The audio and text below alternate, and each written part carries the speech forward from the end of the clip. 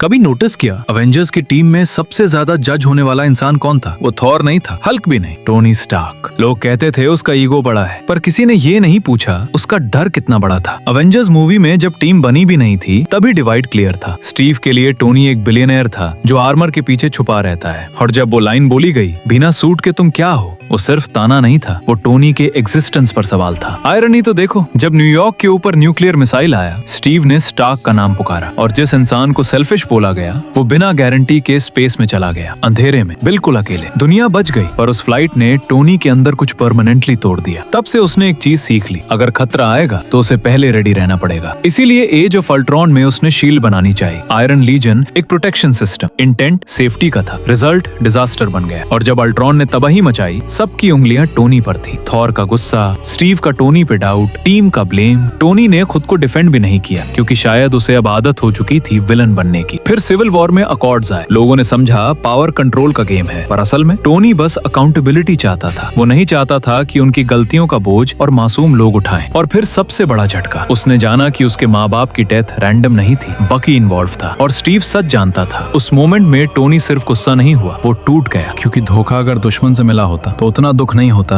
जितना अपनों से मिलने पे होता है। इन्फिनिटी वॉर में भी देखो, टाइटन पर जब आर्मर के टुकड़े टुकड़े हो रहे, टोनी थैनोस के सामने खड़ा था। वो भगा नहीं, क्योंकि हीरो बनना उसका शौक नहीं था, रिस्पॉन्सिबिलिटी लेना उसकी आदत थी। एंड गेम में जब उसने स्टीव को आर्क रिएक्टर दिया, वो सिर्फ आर्ग्यूमेंट नहीं था, वो सालों का अनकहा पेन था। और फिर फाइनल मोमेंट में वो स्नैप। इस बार कोई प्लान भी नहीं था, कोई बैकअप नहीं, सिर्फ एक इंसान जिसको हमेशा मिसअंडरस्टूड किया गया। लेकिन जब वक्त आया, उसने पूरी यूनिवर्स का बोझ अपने हाथ में ले लिया। तब जाकर लोगों को समझ आया, टोनी परफेक्ट नहीं था, वो इनसिक्योर था, वो भी घबराता था, वो परफेक्ट भी नहीं था, लेकिन जब भी दुनिया को जरूरत पड़ी, वो हमेशा फ्रंट लाइन में खड़ा था। और शायद इसीलिए अवेंजर्स को उसे समझने में सबसे ज्यादा वक्त लगा।